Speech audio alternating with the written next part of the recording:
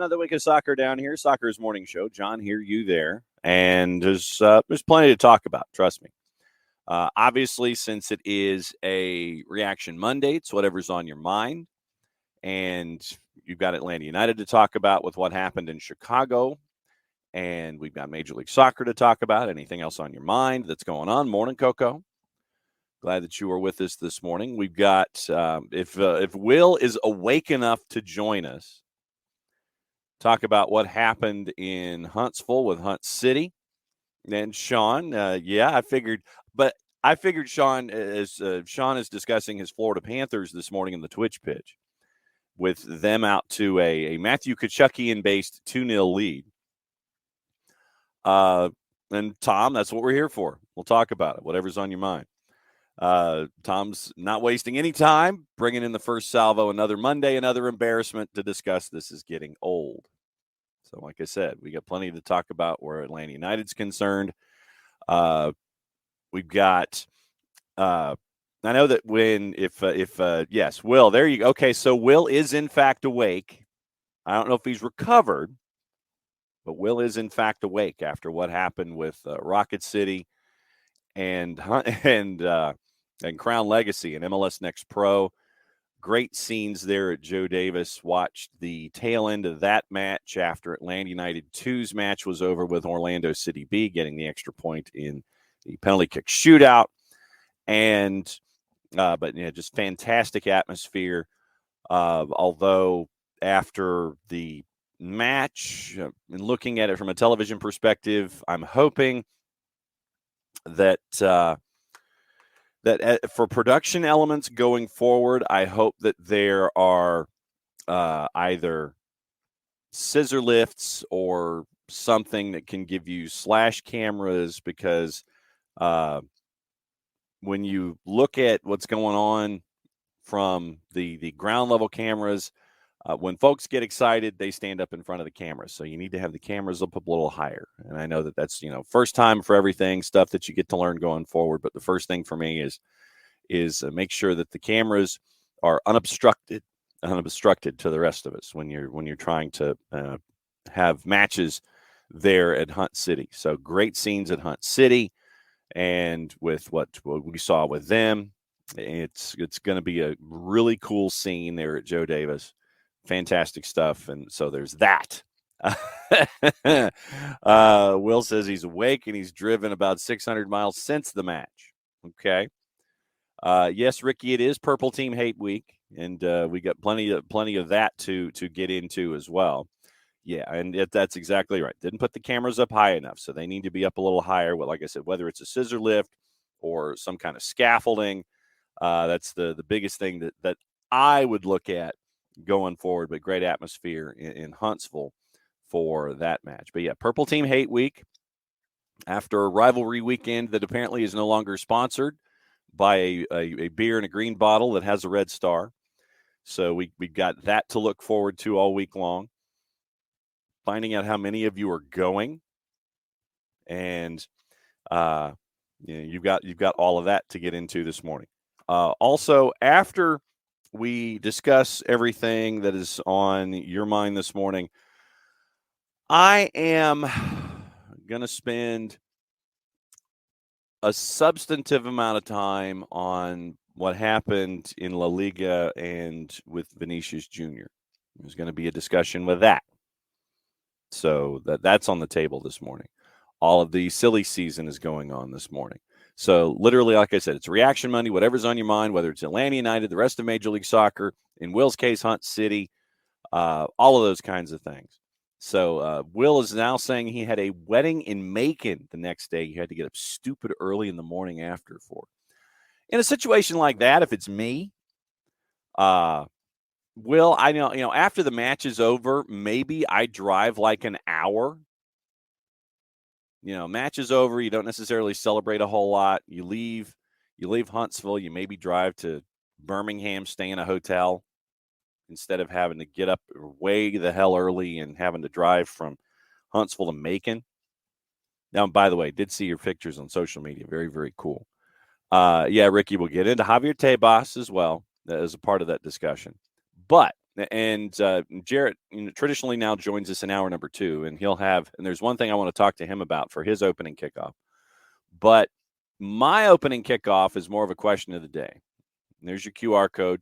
Once again, opening kickoff brought to us by our friends at Kickoff Coffee, kickoffcoffeeco.com. And once again, there's the QR code for those who are watching on Twitch. Good morning, Alex. Hope you're doing well. And remember that when you go and purchase Kickoff Coffee, don't forget to use the code SoccerDownHere15.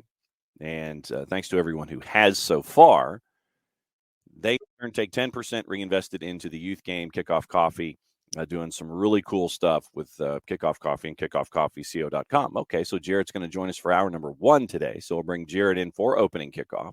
So, Jarrett, your timing is impeccable when it comes to opening kickoff. That's never been said, but carry on. You're saying nice things about me. Yes. So you had mentioned going into the weekend a requested viewing habit for the last week of a particular league and their regular season to determine, a champion and how crazy and just how completely and totally ish-based it could get to determine a champion in a particular women's league. And that women's league did not disappoint. So if you could please, sir, for your opening kickoff and for the opening kickoff, please reestablish your position going into the weekend and explain just how off the rails it got. Okay, so we'll make this quick because I know people want to do United-related things. That's okay. We'll work through this quickly. So the Scottish Women's Professional, the SPFL, Scottish Professional Women's League, SPWL, excuse me, SWPL, whatever. My brain is fried this morning. Scottish Women's League was in a situation where it was Glasgow City up top by 2 points, with Rangers and Celtic 2 points behind, separated by a 1-goal difference. Rangers and Glasgow City played on decision day. Celtic, I think, had Hibs or Hearts. Either way, Celtic wins at Celtic wins 2-0. So at that point, with the live table, Celtic had jumped Rangers on goal difference. Now, what they needed was for Rangers to win by 1 goal, or to have that game end in a draw, and Celtic would have won the women's title in Scotland. Fast forward to the 92nd minute when Lauren Davidson for Glasgow City, Rangers defense falls asleep. Lauren Davidson in the 92nd minute, I believe, scores ends up being the game winner for Glasgow City, which locks up the title for them. But we're not done. We're never done. Do you think we were done? 94th minute, Rangers puts the ball in the back of the net. It is correctly called back for a foul, for trucking the goalkeeper, basically. But the goal being called back was not immediately piped in. It was very much a Aguero kind of moment where you have, I think you had like 14,000 at Celtic Park, which was great because they actually opened up Celtic Park for the women. They turned the Jock Steinen into a safe standing section. It was awesome. The atmosphere was amazing in Celtic Park. I hope they will do that more often. And I hope more people will pay attention because this league was bonkers. And this decision day was bonkers because you get that Manchester City, Manchester United vibe, because what happens is all of Celtic Park breaks into this cheer as their game is winding down. Like it's 2-0. Celtic's got it in hand. They're going to be fine. They're ahead of Rangers on goal difference. They've locked up a Champions League, women's Champions League spot as well. So what ends up happening is you get this loud cheer breaking out from around the arena because they see that Rangers have scored. The word starts spreading. Celtics manager is almost falling to his knees, being overwhelmed. And God bless them all, it took way too long for them to realize the goal wasn't allowed. Glasgow City wins the title. Glasgow City, on the women's side, it went full on Atlanta Braves for a long time. They won, I believe it was 14 or 15 straight titles. Oh, wow. Before it was broken up. And now you're getting more clubs investing in the women's side. We talked about this before, that Aberdeen only recently made their women's manager's position a full-time job. It was listed as like 20 hours a week, which is comical if you want to be taken seriously. Mm-hmm. Um, I have no idea. I have no idea how quickly the news was spreading through Celtic Park, but yeah, Glasgow City wins a title on a 92nd minute goal. Then Rangers has one pulled back because the goal from Rangers wouldn't have won them the title because Celtic had beaten them on goal. Now, if Celtic had drawn, then Rangers would have won the title because they would have had goal difference. But because Celtic won 2-0, they jumped Rangers by 1 in goal difference. So it finishes with Glasgow City 2 points ahead and Celtic ahead by 1 goal on goal difference for that second spot. So there you go. Scotland was stupid for a different reason. Yes. Stupid for a different reason. And by the way, if you go to Glasgow City's webpage, you can actually sponsor an individual player. Very, very cool option there for Glasgow City, although more money needs to be invested into the women's side there in Scotland. Okay, that's your opening kickoff, brought to us by our friends at Kickoff Coffee. KickoffCoffeeCO.com. There's your QR code for those of you who are watching on Twitch. Once again, thanks to everybody who is picking up your Kickoff Coffee from KickoffCoffeeCO.com. Don't forget to use the code SoccerDownHere15, and they in turn take 10% reinvested into the youth game. Very, very cool stuff from our friends at Kickoff Coffee and KickoffCoffeeCO.com. So, Jarrett, how would you, sir, how would you describe the match in the Atlanta United Chicago Fire match in an overarching sense before we actually get into individual elements of it? How would you describe the match that happened over the weekend? I will go ahead and venture to say that a lot of folks, myself included, it was hard to keep up with as it was going 90 miles an hour, and I know that folks' stomachs were turning upside down for a lot of it. It was peak MLS after dark, and if you did not have an emotional investment in this game, then it was probably one of the more enjoyable watches of the season. Mm-hmm. The end. Yeah. Because everything beyond that is a matter of, stuff that you're talking about as a fan and lots of frustration. Mm-hmm. Because it's not a game you should lose. It's a terrible draw. Or not a game you shouldn't lose. You didn't lose it. It's not a game you should draw. It's a terrible draw. Yeah. Will says Atlanta-Chicago was a San Jose match in disguise. Basically, it was. It was kind of like we talked about last week. We talked about the Vancouver-San Jose game, but MLS is back. Yeah. It's kind of like that. It was really dumb. A lot of poor moments. Mm-hmm. We had talked, God, for the last week and a half now about staying locked in those big moments. I feel like we should trademark those big moments and staying focused and staying locked in. And Atlanta did not. You did not stay locked in on the on the second goal, especially. The first one was weird, man. Like, it's you get the pull away where like you get the movement from Chicago on the front post. Westberg doesn't have anyone on the front post there, and then he's kind of like it's almost like he doesn't see it curling that front post because you're not expecting it because it's such a rare attempt to go near post with the Olympico. Mm-hmm. It's a weird one, but set pieces were how they were going to hurt you because they were down a man. Set pieces is where teams hurt you down a man so often. Yep. But it's frustrating for Atlanta because they've been good on set pieces for the most part. They gave up the one in Nashville, but usually Atlanta, especially this year, has been really good on set pieces, offensively and defensively. That one's a weird one. Ish happens. Mm-hmm. You think, cool, get to the locker room, get up 45. You're going to have Yorgos Giacomakis for the second half, who we'll talk about in a minute because he is on a hitherto unseen run that is damn near unsustainable in this league, but he also has won the Golden Boot in the last 2 leagues he's been in, so who am I to say he can't do it again? Yes. But then the second goal really aggravates me because you can argue that it's not a foul. Look, Chicago was flopping around like fish out of water because they were trying to draw a foul. They were trying to rack up those card counts. They're trying to level the field. They're Mm-hmm. trying to find opportunities. They're going to do what they're going to do in that situation because they're down a man. They're trying to do anything they can to give themselves a chance. You can't give Shaqiri that much time to pick out a ball from the right No, side where he hits that no, 50-yard dime to nope, Shabilko. nope. And look, Kasper Shabilko has come alive in the last few weeks for Chicago. Good for him. Good for Chicago. You can't give Shaqiri that much time on the ball. He's too good. Yep. And I get he is making $8 million a year. I think he's the highest paid player in this league. Yep. There's a lot of things he doesn't do anymore. He is not gonna he's not gonna defend very much in the middle of the field anymore. But you cannot have a let off and give him time.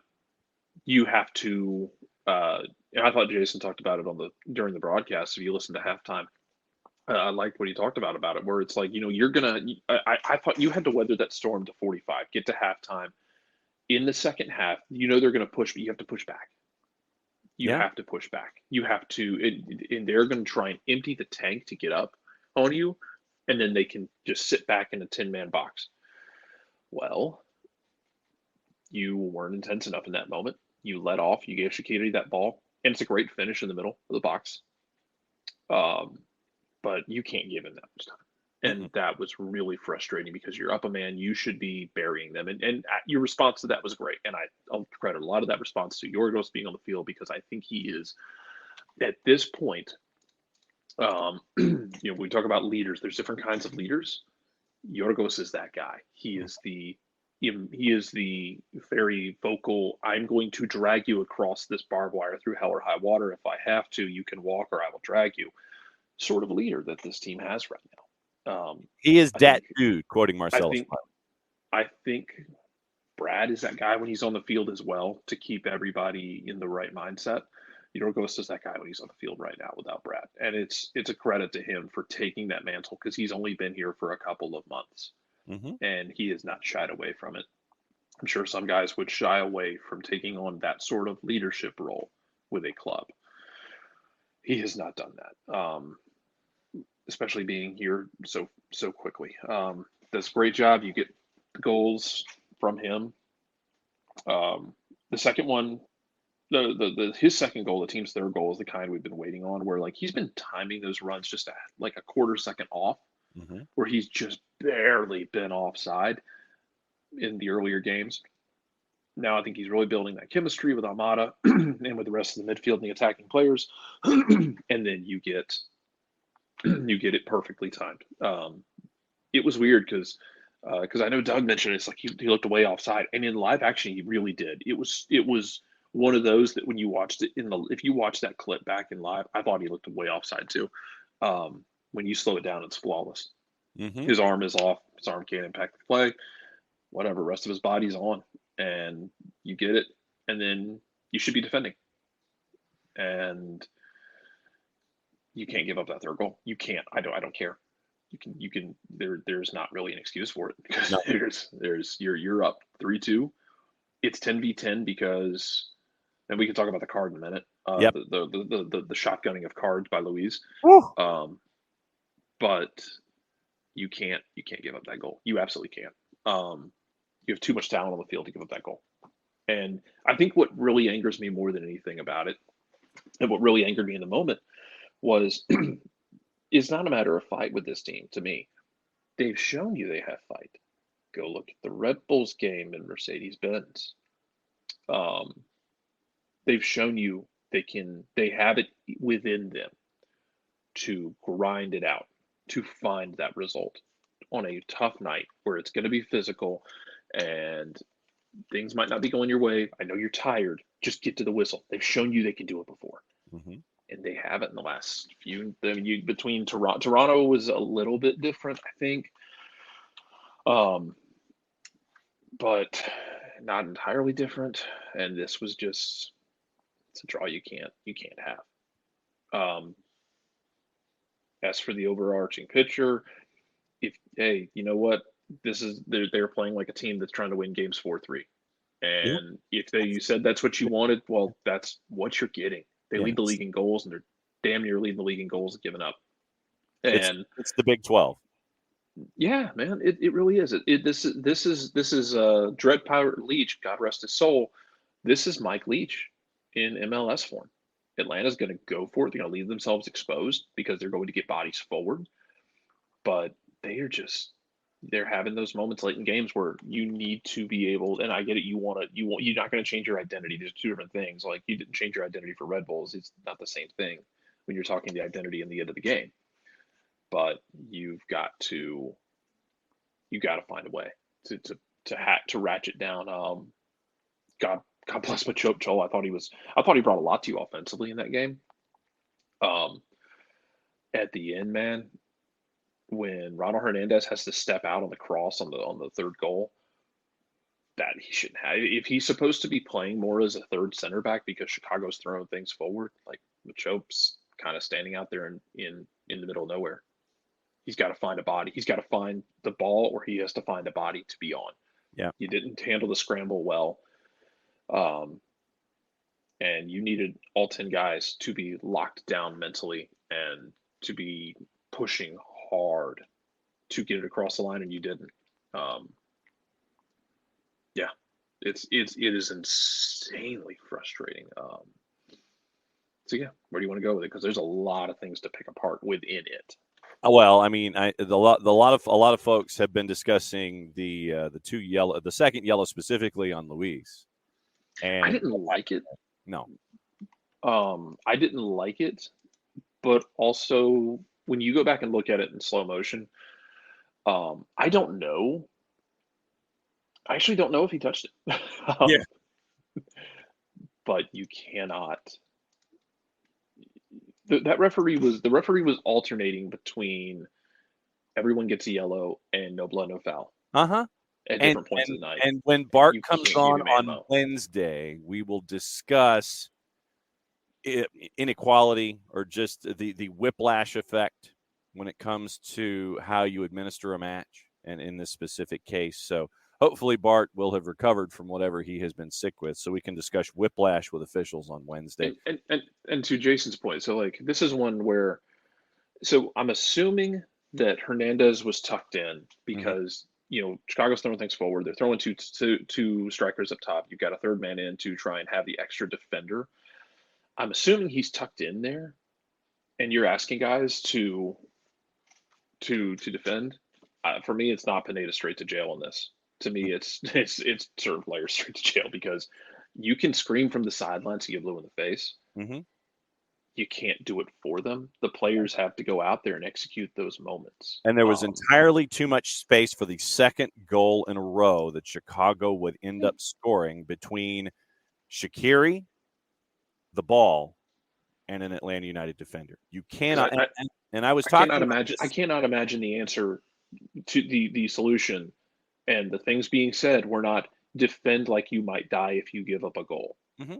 Because, yeah, they were acting. They a bunch of them were playing like that, but you can't have individual mistakes like that. And your manager can tell you that all day long, but guys have to go out and actually execute that strategy. You know what I mean? Yeah. So I am as cross with some of the players on that one as anything, because it's not a complicated answer at that point. It's 3-2, it's 10-10. It's been a weird game. Just get out of there. You're in position to get the win. Mm-hmm. Everybody defend. Yeah. Everyone didn't defend. Yeah. And I was discussing this last night with Eric Slaughter when I was on 92.9 with him. And I was trying to explain what Xherdan Shaqiri is and who he is. And I said it this way. I said, yeah, he's making $8 million a year. He's been an incredible disappointment for Chicago. He has not been that guy. Capital T, capital G, italics, bold-faced, underlined, exclamated. He has not been that guy. And Shaqiri, for everything that he is not doing, he reminds me of that point guard that you have that literally can, he can throw a pass from anywhere to create a bucket for a basketball team at any given moment. But the thing is, with that point guard, you cannot give that point guard space because of the imagination that he has. It happened on the second Chicago goal. where literally he's over on the right-hand side, and Will mentioned in the Twitch pitch that he's screaming. Basically, it's like, okay, Shaqiri has the ball, screaming for someone to go and defend. You literally just see this semicircle of green around Xherdan Shaqiri, and he is flush to the center line just inside it, and he drops a dime on Kasper Shabilko. Shabilko chests it down, finds Haile Selassie. Haile Selassie works his way, shoots it around the screen that was set up for him, and it goes past Quentin Westberg for the second goal for them. Then on the eventual game-tying goal, you see all of that space that's there between the defense and Xherdan Shaqiri. Inside channel, working down the left-hand side, and then Shaqiri spots the opening, passes to the left, ball goes in inside the 6, and then it works its way into the net to go 3-3. You cannot give Shaqiri that kind of space, period. And it happened more than once. No, you can't. And it's got to be part of the conversation of, hey man, if you're not going to do the job, I'm going to put somebody out there who will, because you can't give them that space. We talk about, you don't want to give Almada space. Set piece Almada is a different animal because you're going to have to give him 10 yards of space. Yeah. Which is why the first goal for Atlanta is so funny, because there's nobody there for Andrew Gutman, because the gravity on Almada is basically a supermassive black hole. You have everyone in and around the wall doing everything they can to try and protect that upper 90 where he has just feasted. He almost feasted. It's fair to wonder, man, if Chris Brady isn't with Chicago, if Atlanta doesn't win that game with more goals, because Almada damn near scored 2 more off of free kicks. Yeah. So, hey, Chicago, send your kids to the U20s next time so we can feast. There you go. Think of the national team. Don't think of yourself. Because as we kept Caleb and threw Derek Etienne out there. Be selfless. Be selfless. Be selfless. But it's hilarious because then he wrong foots you, tries to go low to the right or low to the keeper's left. Brady makes a good save on it, but there's nobody there to deal with it except for Andrew Gutman, because everybody's worried about Almada. Just basically, Almada hits the damn ball on those set pieces as if you have like someone in a green screen suit picking the ball up after contact and just carrying it for him. Yeah. It's beautiful. Yeah. No, but I know a lot of folks are, like I said, we'll talk about it on Reffing Down here with Bart when he comes on Wednesday. But if you are Luis Arujo, you cannot give any kind of thought to Rosura Mendoza. You can't open that window for him to even if you barely, and I'm going to use air quotes, even if you barely touch a dude, or even if you don't touch him, because of how Chicago is acting on the field, trying to even things up, you cannot give that kind of an opening.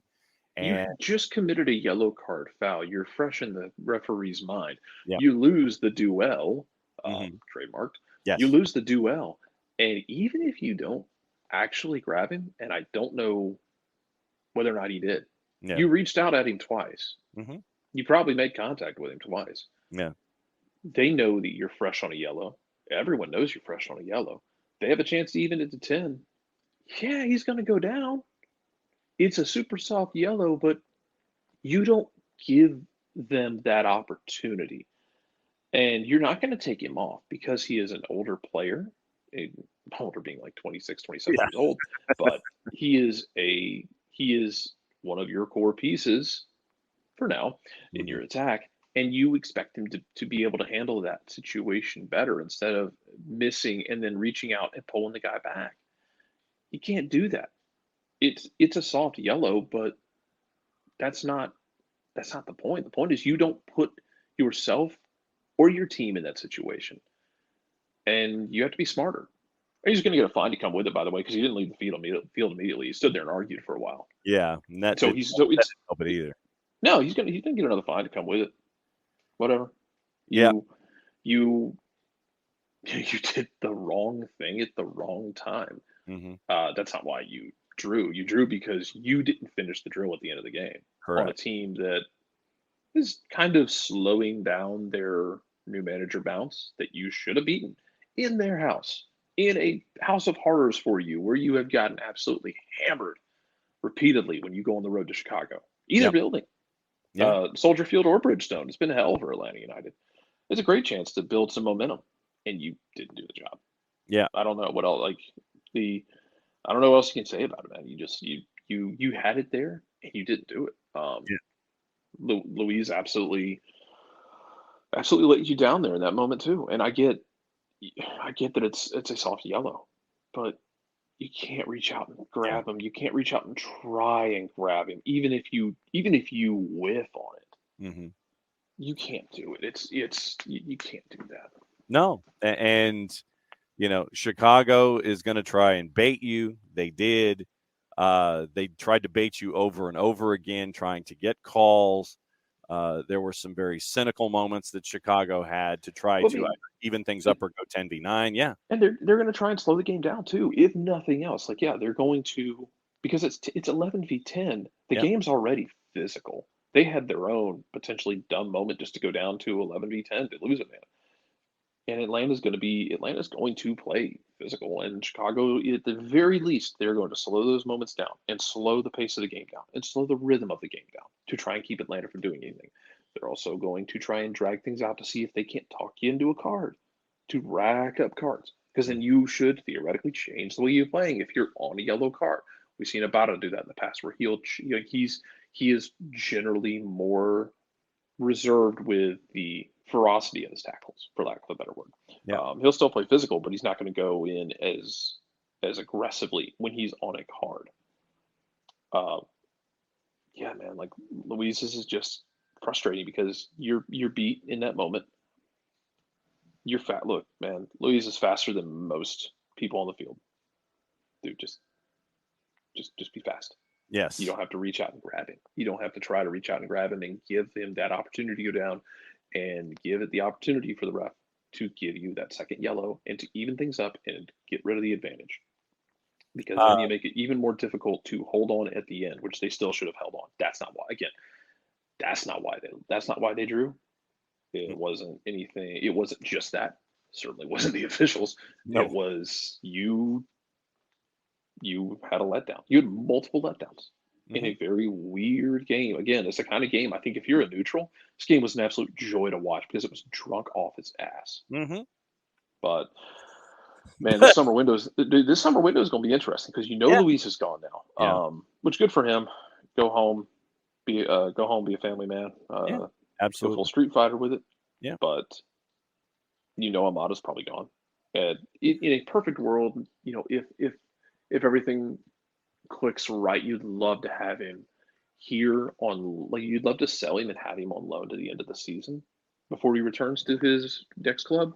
Yep. That might not be the case. We'll have to see, but you're going to have decisions to make because you have those guys that you're going to have decisions to make on them. I think you're going to have decisions to make elsewhere. I mean, Derek Etienne Jr., I think as great as he is for that locker room, for his attitude and for what he brings you in the locker room, he hasn't brought it on the field for you. Mm-hmm. You needed more from him. And I liked the move when you made it, man, because you brought in a guy with MLS experience to play on the wing who has succeeded in multiple places. It is not clicking. Mm-hmm. It is not working. And you have to figure out something. You're going to have money and potential moves to play with in the summer. It's always audition time, but it's super, super audition time right now for some people. Yeah. It is going to be an interesting window, if not one of the most active windows that we've seen from Atlanta United. And I know that a lot of folks are looking at Thiago Almada, but remember And that Will asked about the VAR. I think if it's the one where Chicago's red, I think it was mistaken identity. They were they were checking to trying make to sure they figure out had the. they were trying to figure out if it was Pineda or if it was Navarro. Yeah, they were, and that's what you would want them to do. I'd have to check to see if that falls under, because it's not a straight red. I don't know if you can VAR those yellows, or if I have to remember and look it up, and I can't right now, about if a second yellow can be can be barred in that way. But yeah, they were making sure that, but mistaken identity can be. Yeah.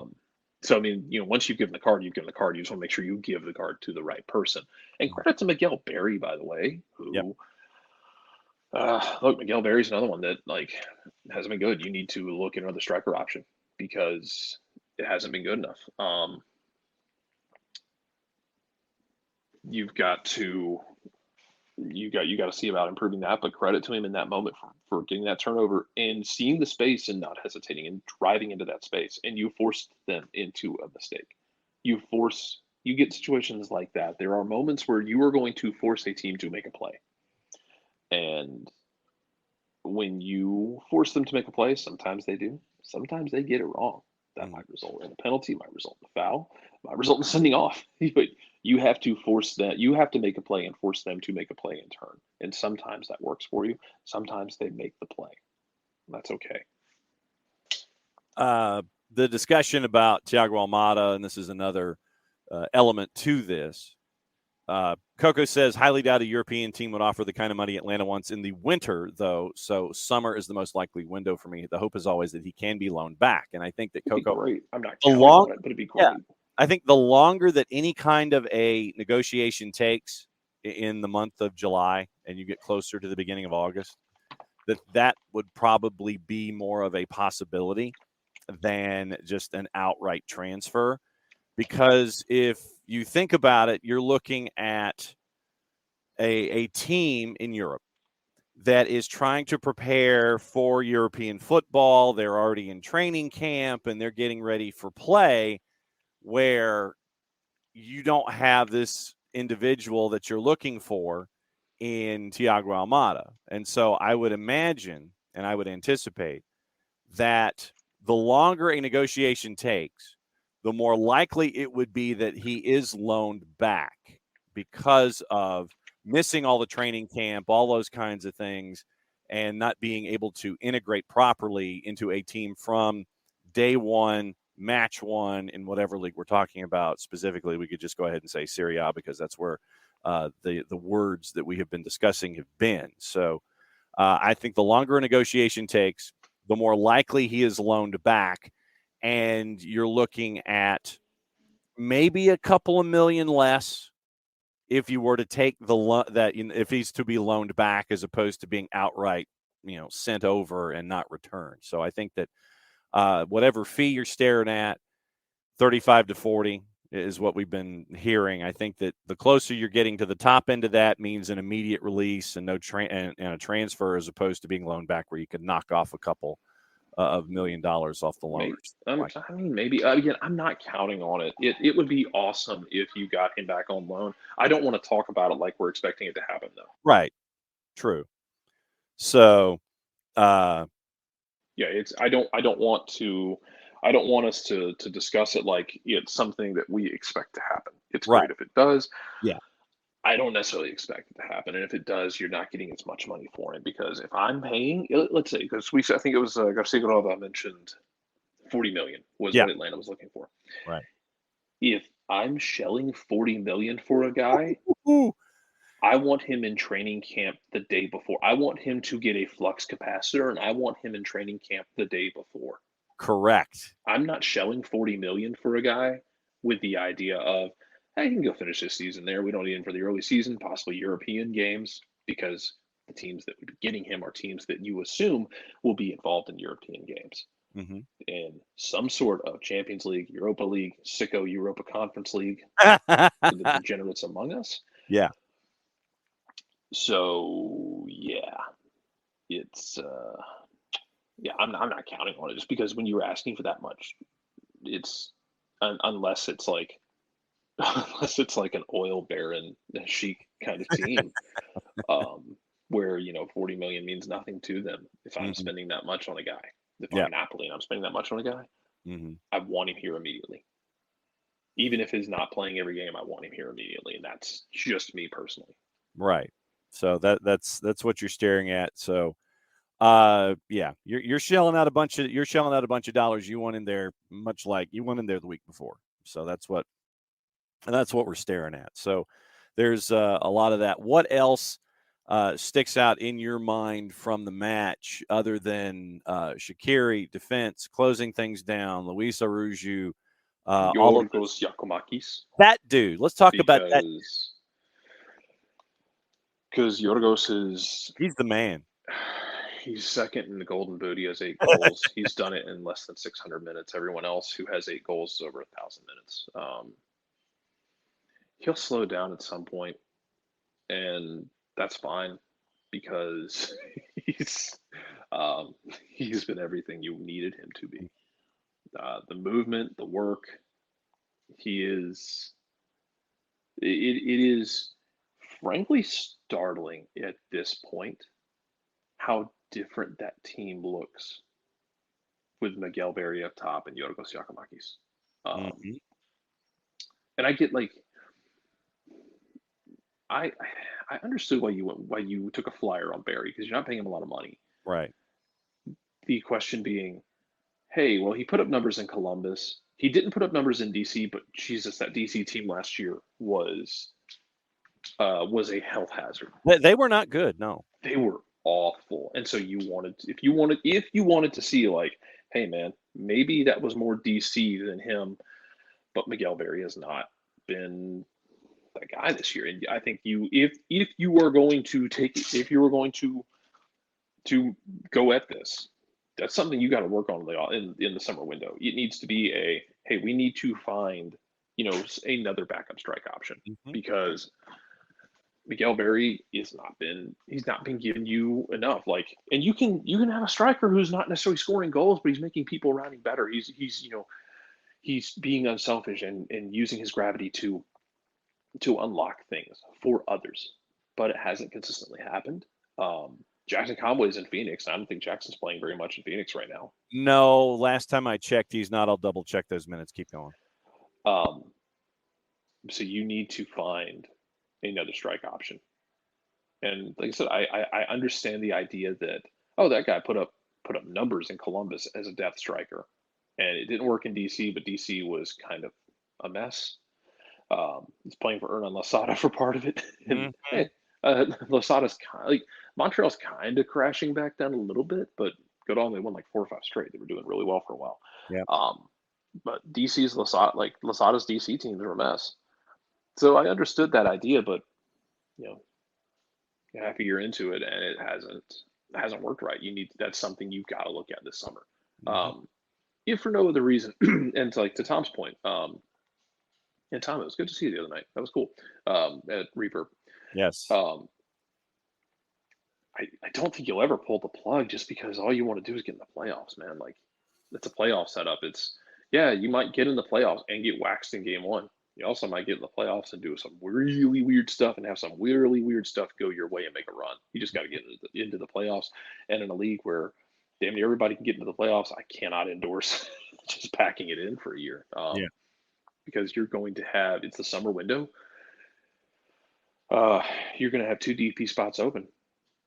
And you're going to need to figure out what you want to do with them and how you want to fill them, because the summer window is probably going to be a best chance if you want to go shopping in Europe to get guys and to bring them in here and have them go. We'll see. But yeah, Yorgos he's been everything you could have asked for. He's trying to rack up another Golden Boot in another league, and God bless him for it. It's genuinely hilarious at this point that he is just casually scoring goals. Damn near scored his hat trick and just kind of mishit the ball at the end. To answer your Jackson Conway question, 7 matches played so far this year, so about half of the matches, but he's only played 43 minutes, and he's been subbed on in all 7 of those matches. No points, no goals, no assists, anything like that. He's won 2 tackles, so he's 2 for 2 in 43 minutes with Phoenix this year. 2 clearances, 1 interception, 8 successful passes, passing accuracy at 73%, passing accuracy in the opponent's half, 7 of 8 successful passes, 1 dribble. He's won a foul. He has given 5 up. He has 1 yellow and a red. So that's Jackson Conway in Phoenix for you right now. Rocco Rios Novo, by the way, leads the Western Conference in saves with 39. So, and he also and he leads USL Championship in saves with 39. So he's so Rocco's doing well, and Jackson Conway is not really getting a whole lot of work in Phoenix. So that's what you're staring at right now with Jackson. Yeah, which sucks because like Jackson, he's a good kid. It's not. Like USL might be his level. Yeah, it might be. Which is fine because he still gets to play professionally. He still gets to make a career doing that. Mm-hmm. It sucks because it would be awesome to develop that homegrown striker because of the salary cap implications of having somebody be that guy. But it's tough to it's tough when it's tough to watch him when you want to see him. Yeah, we thought if he can go out to Phoenix and thrive, Yeah, and really make a name for himself out there. It hasn't worked, but hopefully he'll be able to make it work at some point there or somewhere else. But I don't. Man, he's not. I don't think he's a MLS striker at this point. no. Even like right now, even a depth striker. He and credit to him for go back into 2020 where he gave you what he could, and he gave you some sparks in that 2020 season where it was like him and Adam John, Mm-hmm. which was a hell of a time to think about. I still get heartburn about it at times. Yeah, man. Yeah, yeah. Tom, like Jackson's a nice kid. Mm-hmm. He's got a good head on his shoulders. I think USL might be what his right now what his ceiling is now. If he unlocks it and finds another gear, that'd be awesome. But USL, I think, is what he is, which again is fine. You can make a living doing that, make a damn good career for yourself if you can be, in his case, a hardworking target forward who can be goal dangerous. Yeah. But it's got to be in the right system for it. Yeah. And if there is, with the development that you're seeing from the Atlanta United Academy, if USL Championship is the highest that an individual goes, that's still a pretty good career. You're still creating professionals. You want everybody. It's the same thing like when we talk about signing day with football. Like, yeah, you want all these 4 and 5 stars guys to just like blossom and turn into absolute monsters. Yeah. And to be able to do the job long term. And you want them to grow and develop into guys who contribute to your program long term and have like legacy careers like video game style, but it doesn't work that way. But in the same sense, if your academy can spit out guys who can do it at a professional level, even if it's not necessarily with you, it's still good for the academy. It's good for the kids. It gives, a guy like Jackson a chance to play professionally. We've seen a number of guys be able to make that move, not necessarily in MLS, but you want to create more of those down the road. And you hope that as the academy continues to churn out, you get a higher percentage, and there will be ebbs and flows. There's going to be times where you get a class where you're going to end up with, 3-4 guys who can play for your first team and make considerable impact. Mm-hmm. You're going to have some classes where you might get 1 or none some years. And it's going to be tough at times to deal with. You've been watching like, the U16s under Kevin Kratz at that MLS Next tournament last week. Like some of those kids, like Ashton Gordon was really fun to watch, even though he wasn't playing with them because they're aging him up to the U18s because that's his level of competition. Yeah. Some of those kids are good, but we also don't want to get too far ahead of ourselves. We're like looking at a 15-year-old kid like that kid's the future. It'd be awesome if he was, but can we wait and see? Can we see what he grows into? Yeah, yeah. One of the other times of the year with me, I get to see that a lot. With one of the other me's, definitely get to see that a lot about 15, 16, 17, and 18-year-olds. Really, yeah, it's like they're going to be the next second coming for insert college football team here. They're 15 years old. They're 16. Yeah.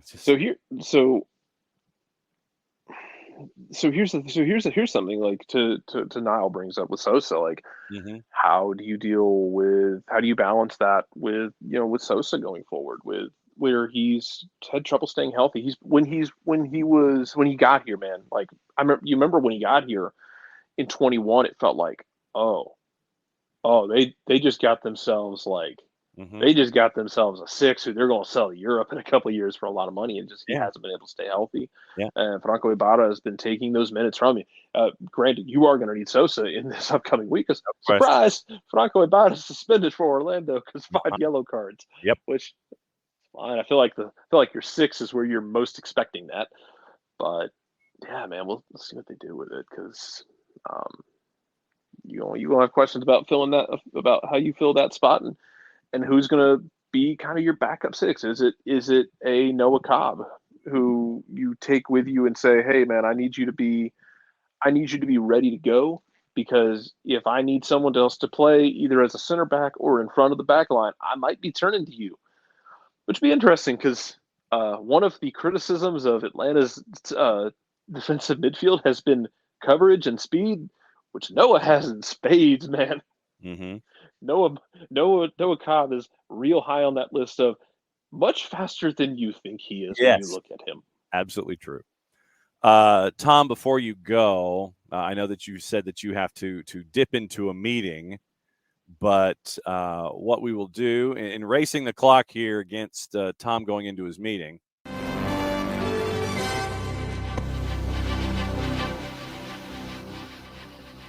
MSP Sports Capital has signed an exclusivity agreement with Everton owner Farhad Moshiri. The U.S.-based investment group has been in talks with Moshiri for a number of months and is in pole position to provide investment into the club. News comes as Everton head into their final match of the season this Sunday, 2 points above the relegation zone. And a win on the final day against Bournemouth will secure their safety for yet another year. So keep an eye on MSP Sports Capital and what we're seeing with Everton, because we mentioned investment and they need it, and they need to get away from Farhad Moshiri. So MSP Sports Capital is tight right now with Everton on the possibility of a purchase. You mentioned Franco Ibarra.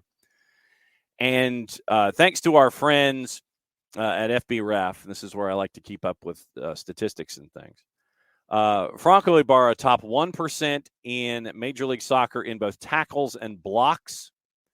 Top, he's 58th percentile in interceptions, top 20% in clearances, and top third in aerials won. So that's what you're getting from Franco Ibarra this year when it comes to his statistics and the complete scouting report.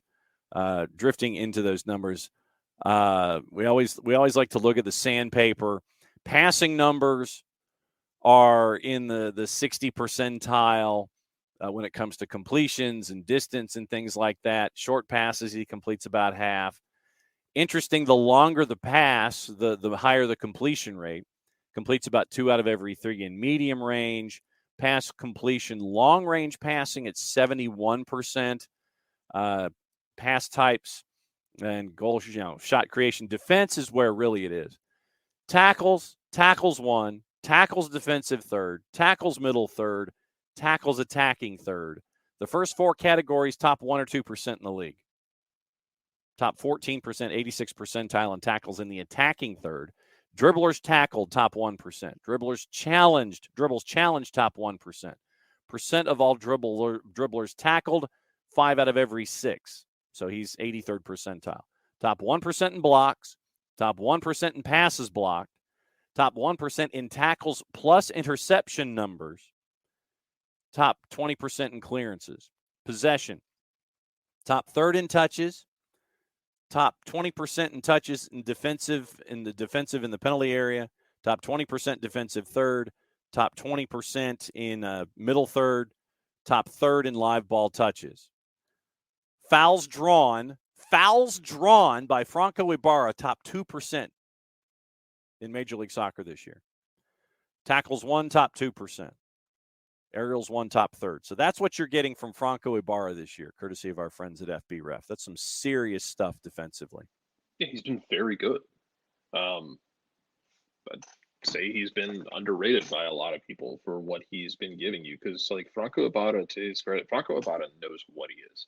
Mm-hmm. Like Franco Ibarra is not out there pretending to be something he's not. He knows what he is, and he knows right now how to be that. And it's absolutely what you've needed. You've needed someone to be sandpaper and grit. Mm-hmm. You've gotten it. How much longer are you with us, sir? Like a minute. All right. So what else is on your mind before you go? I mean, just disappointing performance. You have a week to regen. Hopefully, Yorgos is ready to go 90 minutes. Because we had this discussion after the game that like there's a difference between being game ready and he can be healthy, 100% healthy, but that doesn't necessarily mean he'll be game ready. Yeah. For 90 minutes. So you're working your way up to that. This last week made it really tough for you to get game ready because you played Sunday. You didn't have much time to train hard. You played Wednesday. You didn't have much time to train hard. You played Saturday. So now hopefully he's able to give you 90 minutes. Yep. So there you go. And we'll catch up with you tomorrow. Yeah. All right. Thanks a lot for hanging out with us on a Monday. There goes Jarrett Smith. And to answer your question, Tom, about MSP Sports Partners, I want to say that they are the Genoa Group. And there are others that they are tied to, and I'm trying to grab the number really quickly. No, that was not the article that I was looking for. I know this makes for tremendous radio.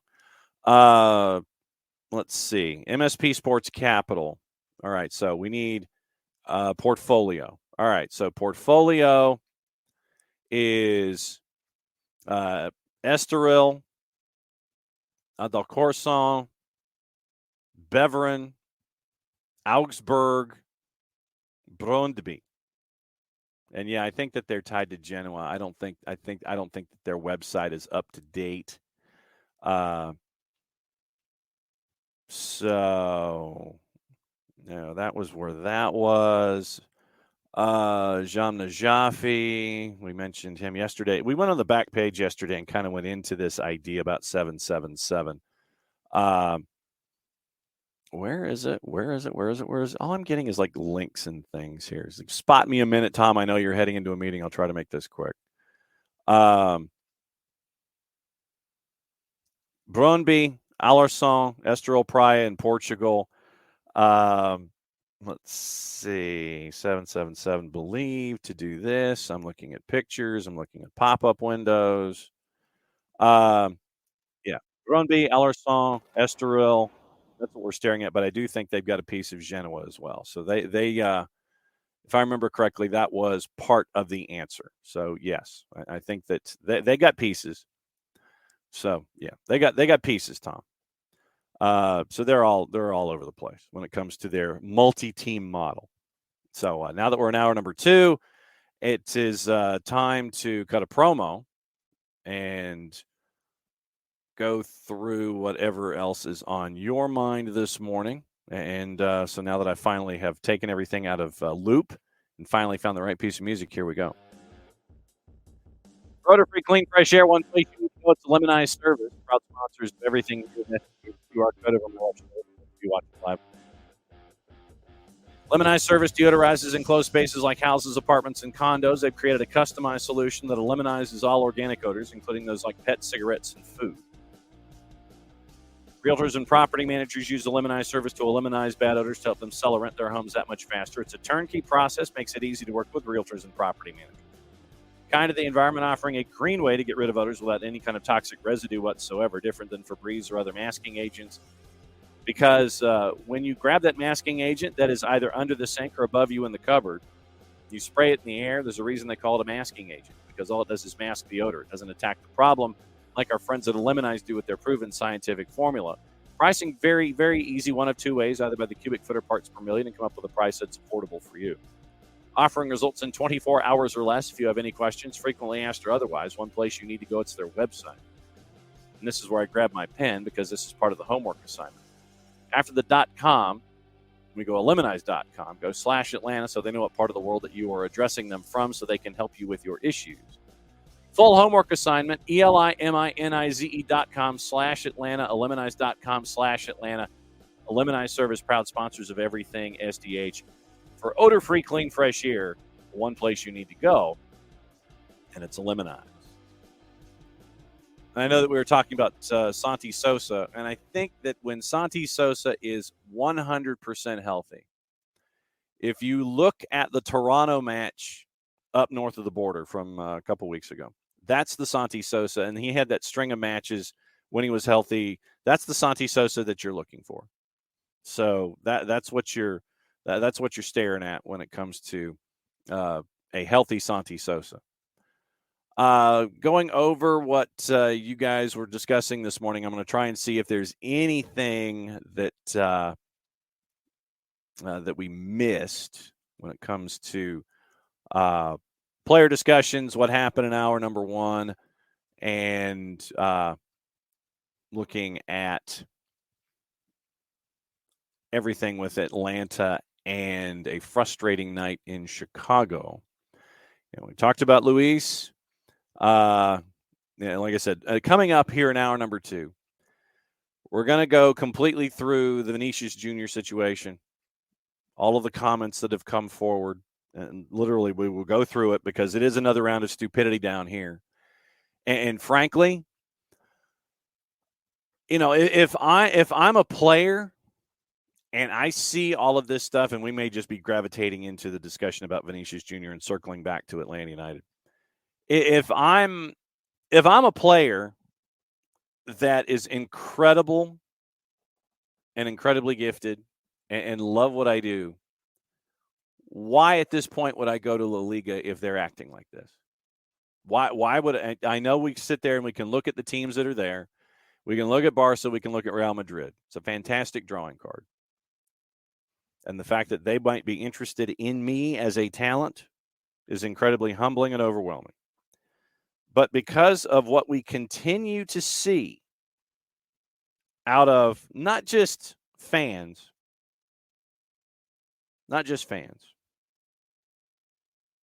but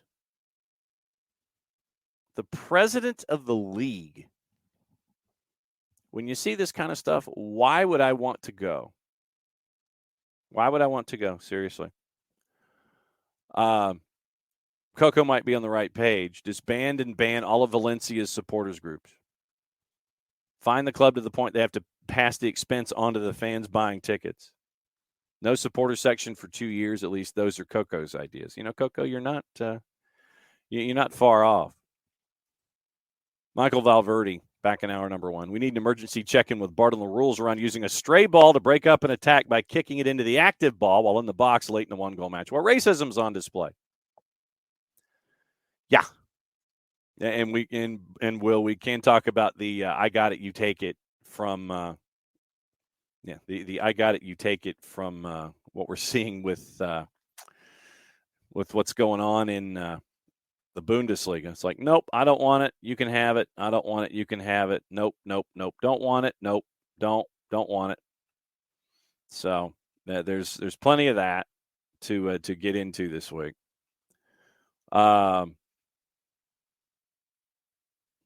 I'm trying to see if I can find the. All right, so Real Madrid has come out with a statement, obviously in support of Vinicius Jr.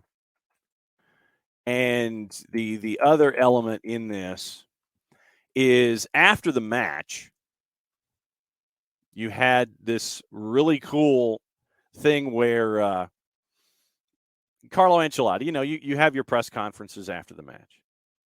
And so after the match, reporter asks Carlo Ancelotti, it's like,